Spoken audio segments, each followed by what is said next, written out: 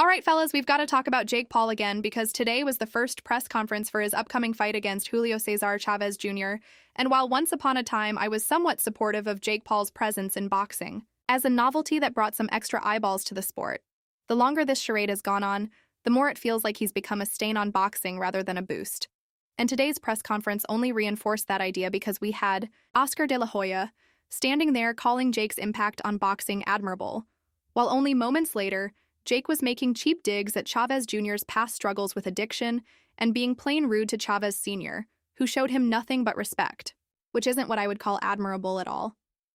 And instead, just another embarrassing low point in this whole circus.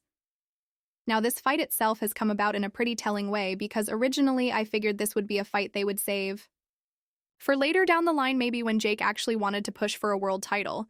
But instead, it feels like this is a last-minute plan B, after his failed attempts to get fights with Canelo and Gervonta Davis fell apart.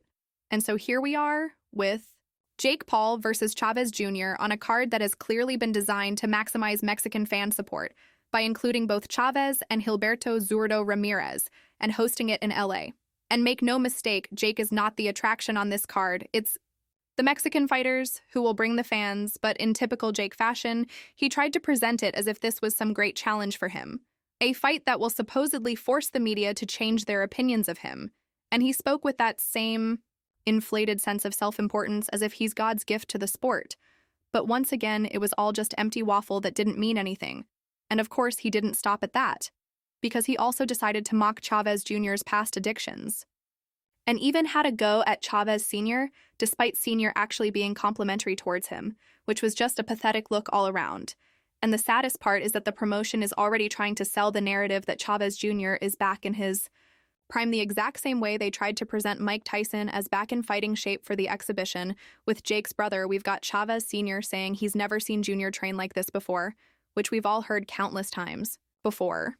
And while, of course, I hope for Chavez Jr.'s sake that he really is training properly, the reality is that he is a fighter who should have retired years ago, and his loss to Anderson Silva should have been the last we ever saw of him. But, as always, money talks, so he's back again, and the truth is Jake is young enough and sharp enough to handle a Chavez Jr. who looked completely gassed after 2 rounds in his fight with Uriah Hall.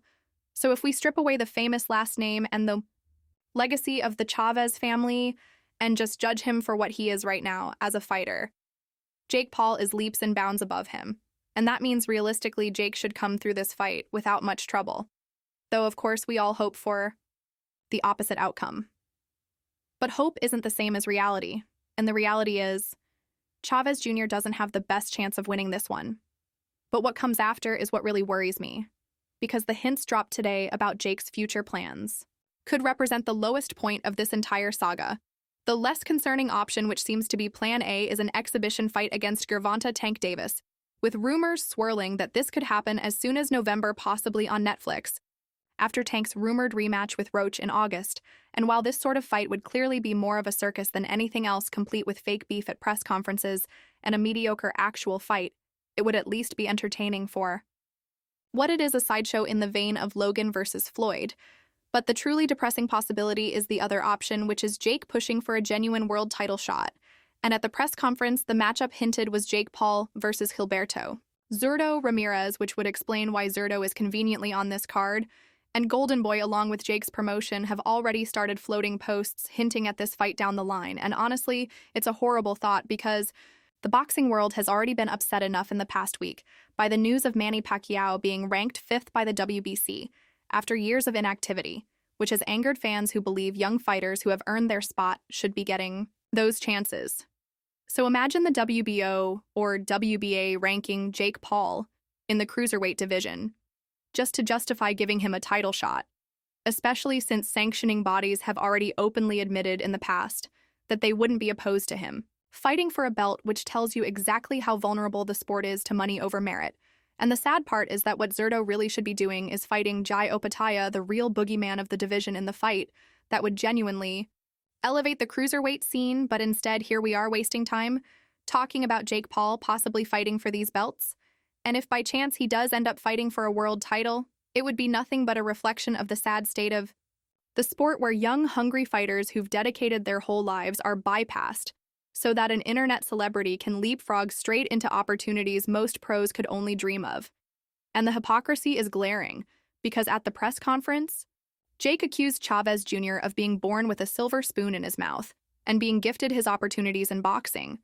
Yet Jake himself has been handed the most privileged opportunities imaginable, purely because of his fame and image, and it has been legendary names like Anderson Silva, Tyron Woodley, and now Chavez, who have agreed to share the ring with him and allowed him to build this inflated profile he currently has. So while Jake dreams of being taken seriously as a great boxer, what people really want is something simple, like him finally fighting KSI in front of a packed Wembley, which would make sense and close the chapter of influencer boxing properly. But instead, he seems determined to chase this delusion of legacy, and that's where the sadness lies, because whether it's Tank in an exhibition or Zerto in a sanctioned bout, the future looks more like a circus than a sport. And while Jake may believe he's earning his way into history, the truth is, his image, not his ability, is what has granted him these chances, and that's the unfortunate reality of boxing in 2025.